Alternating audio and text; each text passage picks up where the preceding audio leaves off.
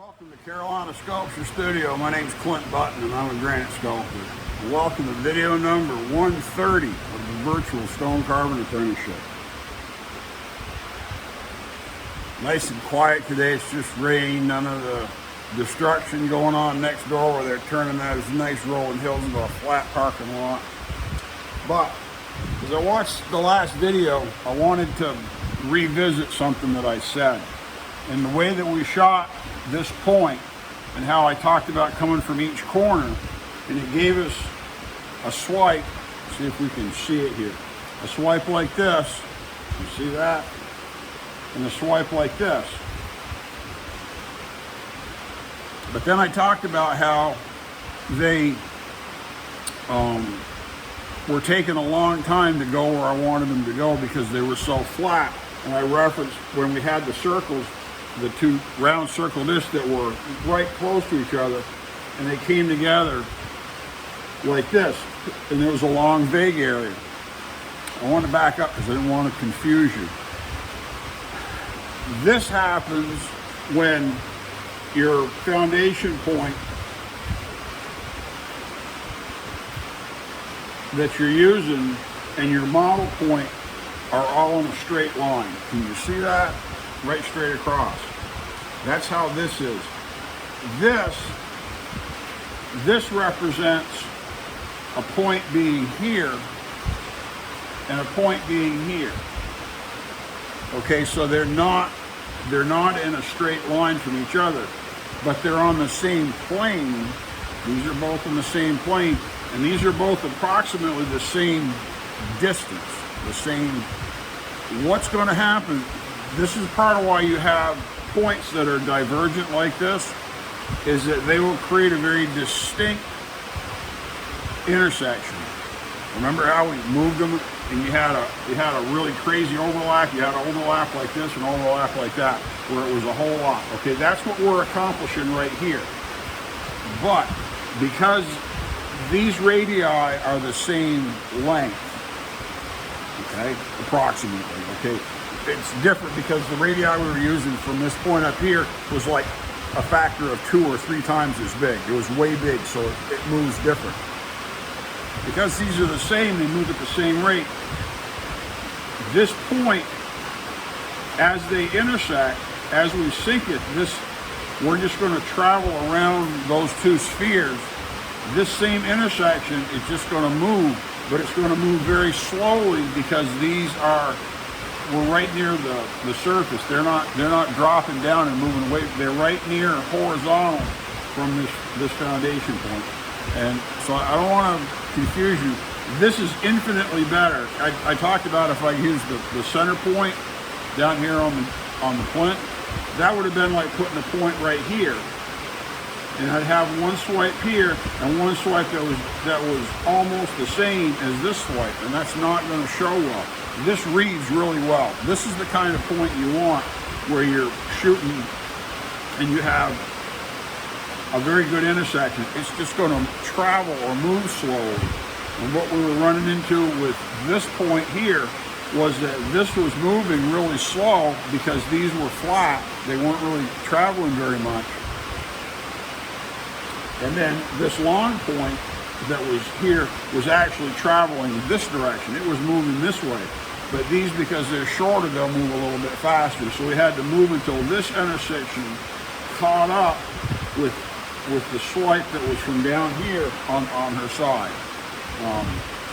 And like I said, once you start swinging these and doing it, you'll start understanding. That's why I think those circles, those discs, are just wonderful. There's such a good visual to explain how the different radii interact and how by moving one to a different position, you get a different relationship between the various radii.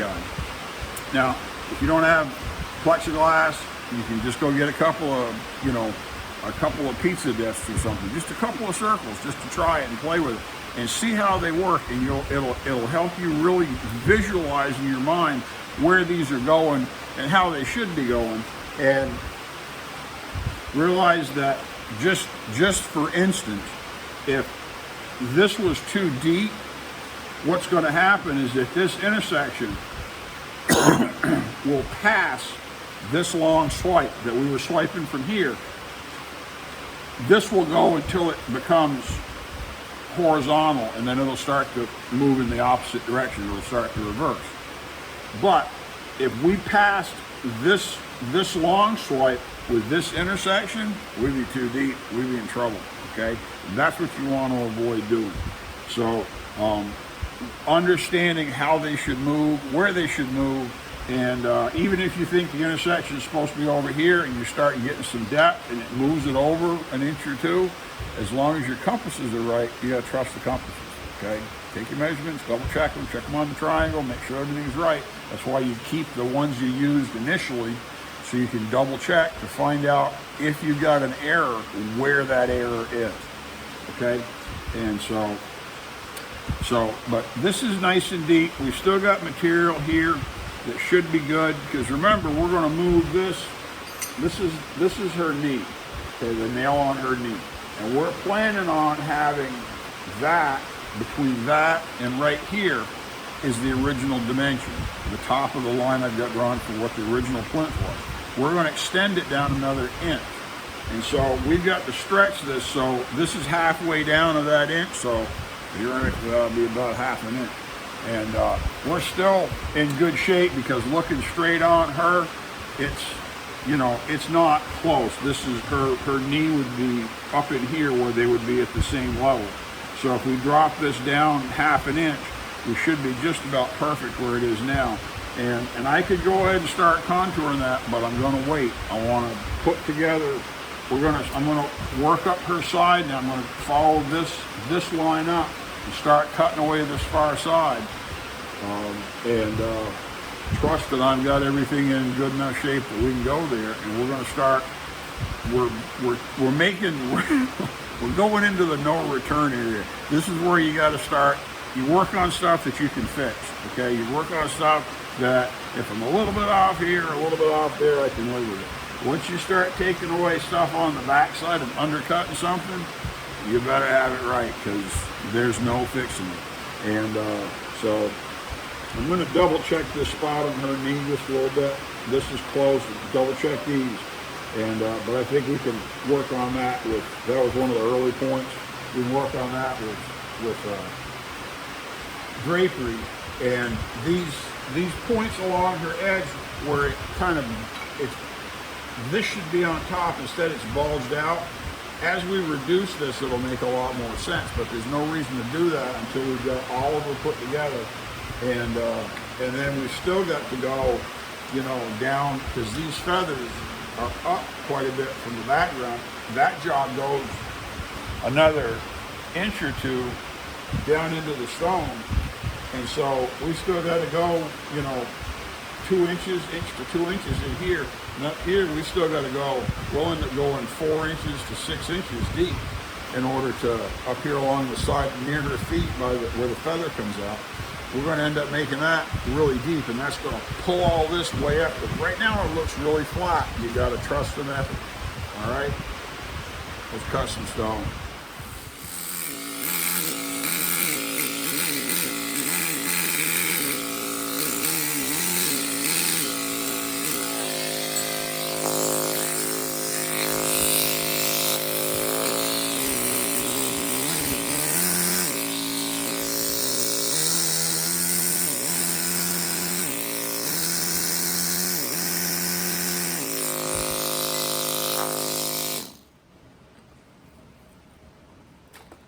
Now you wouldn't think pushing against this with the tool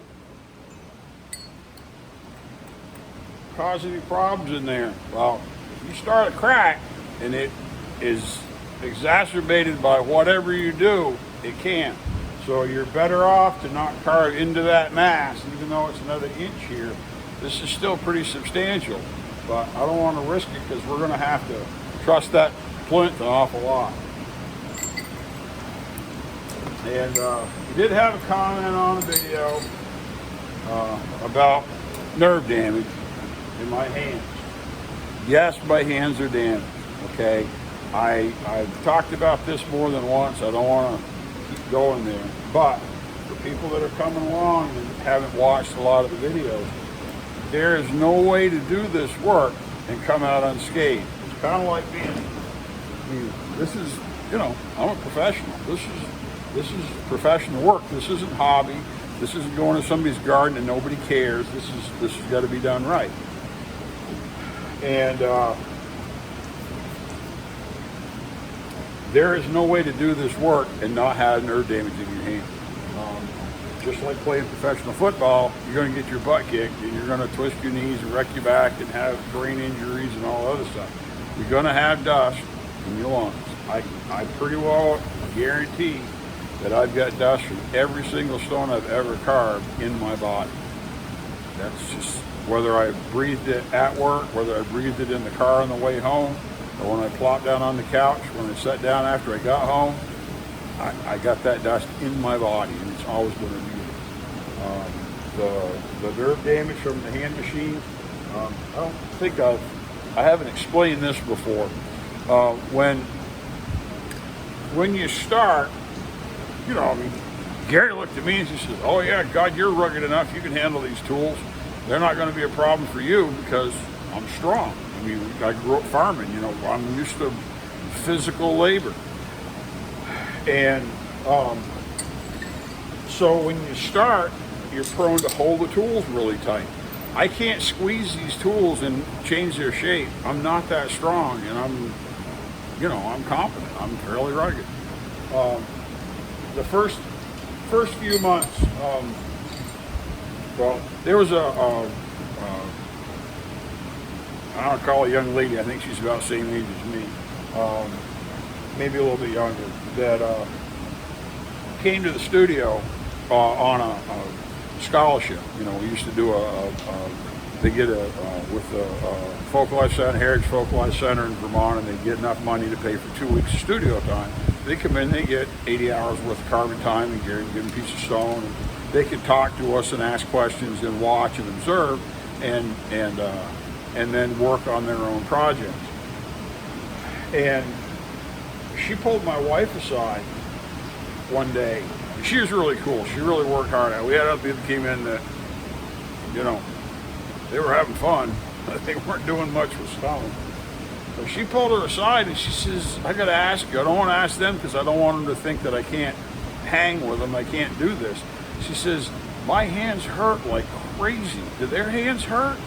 And my wife says, "Oh yeah, his hands are destroyed." And this was, you know, I hadn't been doing it for a year. This was fairly early into it. She says, "I just can't believe how much my hands hurt from doing this." And my wife told her that was normal. You know, we do the same thing. Our hands hurt. And what happens is they hurt until they go numb and then they don't hurt anymore. I'm not a big believer in the gloves, the vibration gloves, because now you don't have as much control, so you got to squeeze even harder to control it. And so I don't know that you're really missing many of the vibrations compared to learning how to relax and let the tool do the work. When you're holding it tight, your whole hand will get foamy. Your fingers, you know, you'll let a finger ride on a chisel.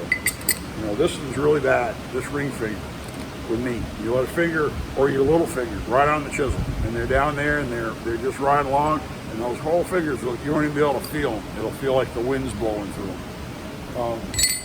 Once you learn to relax your grip and just squeeze it a little bit, right there, that's the strength. That's the strength right there, being able to hold it. No fingers, just hold it. And that right there, with just a little bit of wrap to keep it from tipping out, is all you need to carve with this machine. If you got to push it, you get back on the back where you can easily push. You don't squeeze it hard and push. But you're going to have nerve injury. And, you know, when I can't carve ice anymore, my hands burn like they're on fire. They'll literally turn red just like I boiled them, just like I scalded them. And so I can't really carve ice. I can do a little bit of it, but oh, it hurts. And it hurts like make tears squirt out of your eyes hurts. Blood vessels, I'm really bad about breaking blood vessels. I'll grab something to pick it up and I'll snatch it and it'll pop vessels in my fingers. There's, you know, we used to say, and this is wives' tale stuff and urban legend, but it, you know, it shakes all the capillaries apart in your fingers, which, you know, I mean, that doesn't make sense in terms of physiology and medical terms. And they say it shakes the nerves all apart. No, it just buggers them up. You will have damage. There's no way, and this is why this work is done by people like me. We're all self-employed. We're all independent contractors, because we've got to be stupid enough to do this work for a living and just take whatever it dishes out, because it's gonna hurt us.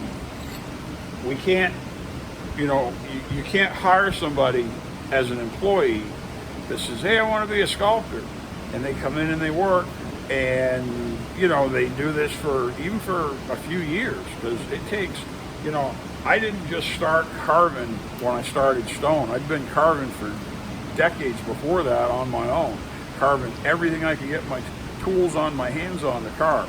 This is just a different medium. A lot of people come in and they try to start carving, and it's a real struggle artistically, to do figurative work and make it look nice, and not make it look like it's some, kid in first grade playing with Play-Doh. And that's not meant to be a derision. That's just fact, okay? You need to take that Play-Doh and practice making pretty faces is what you need to do. You need to be making shapes all the time. Leaves, scrolls, figures, hands, noses, face, everything, all the time, and get good at the shapes. Because I still have to do that to practice and get good at it. But people come in, they give it a shot, they flog on it for a while, and they go, this ain't fun. This isn't working. I wanted it to just be beautiful. And then they quit, and then they realize that, they see one of these TV lawyers or whatever, and they say, you know what? I bet I've got nerve damage. I bet I've got some dust in my lungs. And then they want to file a workman's comp claim against the employer. So nobody employs us. They employ us as independent contractors. We're on our own. You have to be able to accept the fact that this work will hurt you and will kill you. And you have to say, yeah, that sounds like a good plan to me. Football players do it every day, man. And they just go in and do it, and it trashes their body. And but yeah, this work is bad for your body. You can't avoid it. These tools will make your hands rack. I used to wear gloves religiously, just light gloves, to keep from being abraded on the stone. It's, as you get better, it's just not necessary, because I don't drag my knuckles on the stone enough to get hurt. It's like being a chef and going and having a 14-hour shift where you're shaking pans for 13 hours and 59 minutes just wide open, and you get done and your chef coat is spotless. It's because you're good, because you don't get stuff on you, because you're so good you keep it in the pan to put it on the plate to make money. Whereas when you're a younger chef, you go through 2 or 3 aprons in a shift easily, because you're trashing them, because you get stuff all over you. You learn your posture, and as my hands were really numb until I learned to relax. And once I started relaxing and letting the tools do the work, it didn't hurt my body the same way. The damage is still done. You do this for decades and you can't avoid the damage. You're gonna get injured. But the way to avoid the damage is to not do it. So, pick your poison, man. Learn how to use the tools. I still have tools, depending on, some stones are really nasty sharp. They're real bad about cutting your knuckles and scratching your knuckles. But Giuliano says, it's soft, it's just like a baby's hands, it's very soft. And he had real soft hands, his hands were all dried, but they weren't thick calluses like you think. What'll happen when you do a lot of stone, especially if you're axing a lot and you're really going a lot, is you'll get like boxer knuckles, and you'll have calluses on your knuckles and calluses on your fingertips, and but that's just the way it is. The danger, it's more of a danger to let your hands get hard like that, because when it gets dry in the winter and the humidity is really low, or if you're in an arid climate, your skin will crack and it'll bleed. And once it cracks, it isn't like a cut where you can lay it back over and put some Neosporin or something on there and tape it up and it'll heal fairly fast. It's really hard to pull a crack back together and hold it well enough for it to knit and grow and heal up. And, you know, out here where I'm rough and stone, if I bleed on this, it's not the end of the world. When I get her all stripped off and she's at the end, I don't want to bleed on her. And but I know I've touched on this before, but I just want to bring it up again because somebody asked. Yeah, you will get nerve damage, and you just got to learn how to work with the tools, and it'll mitigate it to a certain extent. And then when your hands hurt really bad, the best thing to do to make them not hurt is to get the hand machine and crank it up and do some carving. And it's all better. That's the whole point. That carving.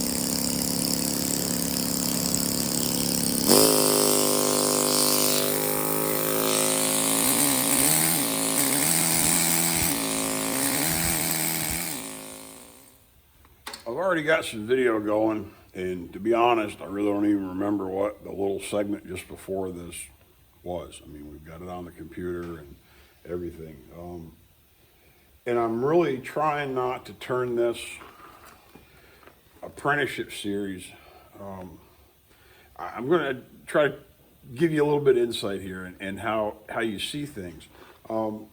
I've got some friends that have asked about they have nothing to do with stone. You know, they're going to do some videos, and they're starting to do videos. Like one friend, and oh, he's a master. He's just brilliant, and you know, he's got tons of views because he's cool. You know, he isn't like me. You know, he's relevant to people, and you know, I'm relevant to a handful of people, and that's it. But a lot of people like what he's got to say, and I talked to them about the videos, and what I've learned over the years of doing them is that it's real easy to get enthusiastic in the beginning and say, I just want to do this. I just want to make a video. I'm going to put a video up. I'm going to say all this cool stuff. I'm going to do something neat. It's really great. And what's next? Okay. As a chef, you learn how to course someone. You know, you bring them in and you've got an appetizer and you got a salad and you got hors d'oeuvres and maybe that you pass around in an event or whatever, and you lead them into a primary dining experience, and whichever style you do, whether it's a tasting menu, whether it's you know, you've got a real feature center plate, protein and starch and vegetable, you know, whether it's, you know, tapas stuff where you have lots of little things, you know, if it's you know, more where you'll finish with a salad, you know, there's all kinds of ways to do it, but you got to work people through it. And if you do it well, you satiate the audience, okay? Because what you do is you present them with just enough that they want a little bit more. And you present them with just enough, they want a little bit more. And you keep doing this. Instead of saying, okay, here's everything you ever need all at once, blame, eat it, and they're blown away, and you can never come close to it again. You can't ever improve on that. You know, one of the most dangerous things you ever do if you're if you're a chef, you're trying to impress your date, is to cook the very best food you could possibly cook all at once right there, or a boss or some important person. You need to be putting out 75% of what you can actually do. So you've always got a little bit in reserve to do a little bit more later. And you need to be able to have ways to improve what you do. Now, I'm not saying to do things badly on purpose. I'm just saying not to exhaust all your supplies or resources or ideas or whatever. And so in doing these videos, it's important to think about where you're going to be, not just in 3 videos, but in 3 years. In 10 years from now, what's this video going to look like? About 20 or 30, what's it going to look like? One of the reasons I'm doing these videos, a really big reason, is that this is just disappearing. Nobody does this anymore.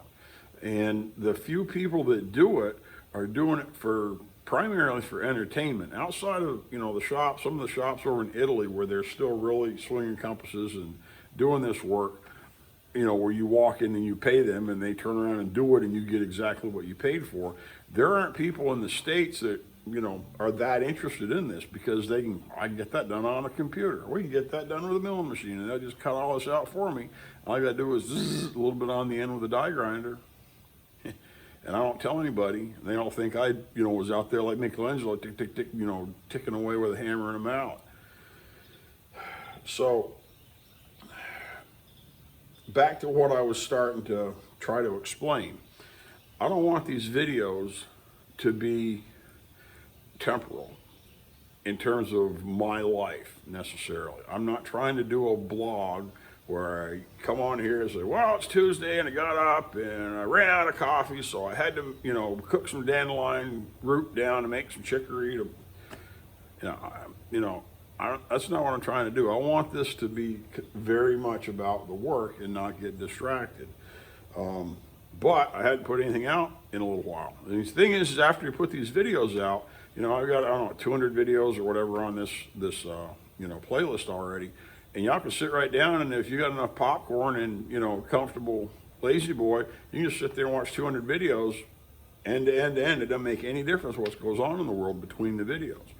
And, but the last 2 or 3 weeks, we've kind of had some, you know, ups and downs here. Stone's fine. Stone's great. Nothing wrong with Stone. But we had a big hurricane go through that was not predicted to be quite as big as what actually showed up. We were told it'd be done by 9 o'clock in the morning and the sun would be out by noon and the skies would clear up and you know, we only lost power for 3-4 days and we lost the phone for another day. We only had a couple trees come down, no damage, and we had generators enough that I could keep running to keep our freezers going and everything. And some of y'all checked in and asked about it, and I really appreciate that.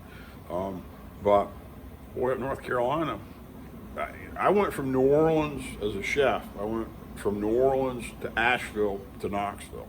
And so I lived in all these places and I left New Orleans because I realized how bad it floods there. And I'm like, yeah, I'm done. It's gonna happen. And it was years before Katrina, but Katrina won. And then we went to Asheville, and you know, I'm a farmer. You grew up farming. You understand that if it can flood, it will. It's not a matter of when. You know, it's just a matter of when. It can flood or it won't flood. And you know, everything up there is prone to flooding and everything because of the landscape and the contours and everything. I understand that. And we watched 40, the interstate washout over the years, over and over again. You know, have, you know, washes out, landslides, whatever, big boulders, you know, shuts the interstate down, you take all the back roads, you know, we know all this stuff because we've been doing this for decades. But wow, seeing what's happened up there has been amazing. And so just awesome. You got to realize that we're not in control, okay? You know, we're subject to powers that are far greater than we are. So, anyway, we had no power for the better part of a week. It means I can't run my air compressor. It means it's pretty hard to cut stone without air compressor. You can do it, but it really isn't productive. So, and then we had, I take care of family, you know, my elderly mother, my mother and everything, as she's aging, and we had her annual trip planned to the beach, and so we were gone for several days. We came back, and I've been laid up sick like crazy for another week. So, you know, we're 2 or 3 weeks down the road, and I hadn't got much done on the stone. And I don't want to turn this into my personal life on this video, but there's been a lot of people asking, and I just want to bring it up. You know, North Carolina's really hurting. You know, some of the eastern Tennessee is really hurting. They really got, wow, it's just unbelievable. And, you know, I don't know that I know anybody that was killed by it, but we've got some close friends, and they're devastated. So, anyways, but, so I'm going to try to get back into this, just keep working. This is why your process is so important, both in terms of how you present this, you know, something like this, because that storm, you know, it's going to be a blip between, you know, video 201 and 202, whatever these videos are. I don't remember right now because I hadn't done any video stuff in 2 or 3 weeks.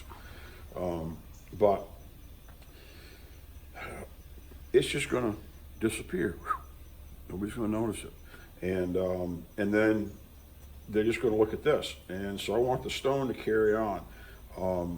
It's important that you do this in a way that you understand it, because I can come back, you know, I gotta get everything set up again and get everything underway, so I can just get back to cutting and doing, you know, the next point. And not stopping in the middle of a point is because then you come back and you're not sure if you finished it or if you didn't finish it. You need to finish your point when you're cutting a point. And then realize if you don't have time to start the next one, then don't.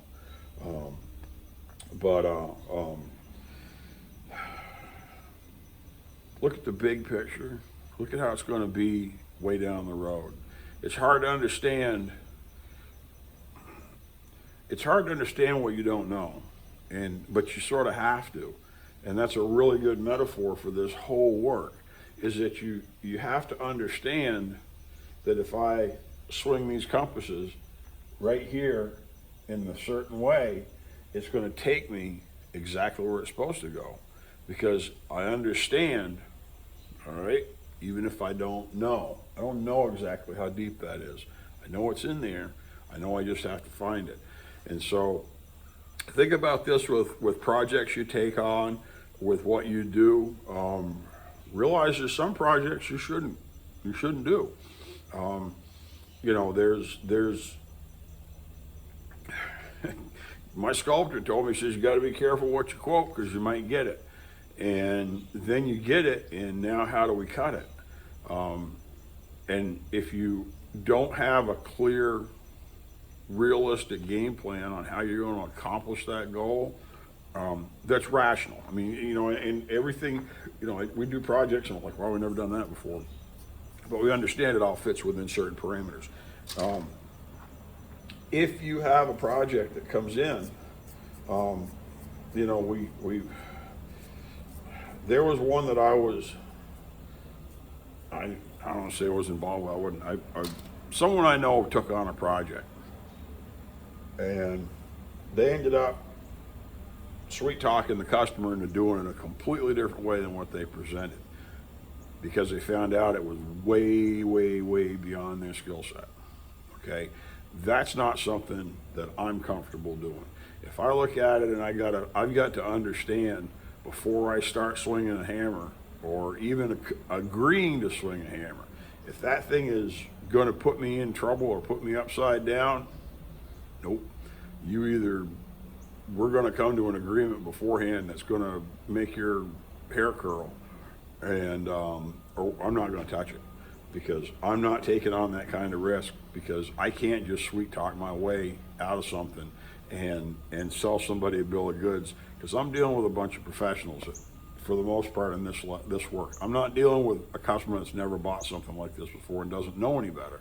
I'm dealing with people that do this all the time, and they need absolute results. And I can't call them up part way into it and say, we need to reconsider, and we need to talk, and we need to. That's why we ended up doing so many recuts during my apprenticeship, because we ended up fielding a lot of projects like that other sculptors took on and said they could do it, and they couldn't do it. And they came to Gary, came back to Celestial, and he says to me, he says, you make it right or you're fired. You cut it perfect or you're all done. It's the last stone you cut. And I was able to do it. And so, and these other guys weren't. And so you gotta be able to finish what you start, but a lot of times that means you gotta think long term. So that's part of why I was talking. I don't want to turn this into a thing about me. I don't want this to be just a blog. I want these videos to be about the work and the techniques and the methods and all these things that go along with how you make it happen as a sculptor. Because when it's over, they're just linked together. There's one through however many, and you just go sit down and watch them. And you're not going to care about, you know, whether my lawn needed to be mowed and I couldn't carve that day. That doesn't matter. So, you know, or having to find time around family obligations. I understand that there's a lot of y'all that are out there that are working different jobs. You're not in a position where you can cut stone 8 hours a day, 5 days a week. And that's going to make it difficult for you to get enough time on the tools in order to gain the experience that having a job where you work literally, 2,000 hours, 40-hour a week, 50 weeks a year is 2,000 hours, okay? Just know those numbers. And for you to work for years and years and years to get, thousands and thousands and thousands of hours nonstop. And if you're doing that, an hour here, 20 minutes there, and 2 hours on a Saturday afternoon, it takes a long time to accrue that much experience. And so I understand that's hard. Now I'm having challenges around family obligations where it's really hard for me to get down here and cut stone. And thankfully this project is a unique situation where it isn't hurting this project yet, but I got to get this stone wrapped up. And I would have loved to have had it done. I expected to have it done and shipped already, and I'm obviously not there yet. So I'm hoping I can make better progress, in the coming weeks and months to get this wrapped up. But don't take on what you can't do, and run in such a way that you may win the prize, just like it says, okay? I'm going to set this up, and I'm probably going to go up and check the video because I thought I had about 10 minutes in the start. See if we can get this set up, and I really don't remember, but we may have enough video to wrap this up. But we'll check it out and see where we are. All right, I went up and checked that video, and I can try to re-edit it and say things better and tighter. I'm happy the way that says. I'm just going to wrap this up. We'll have one video. It's a little bit long. And the people that don't want to watch it just won't watch it. It won't break my heart, I understand. So my name's Clint Button. I'm a granite sculptor here at Carolina Sculptor Studio with a Virtual Stone Carving Apprenticeship. Thanks for coming in.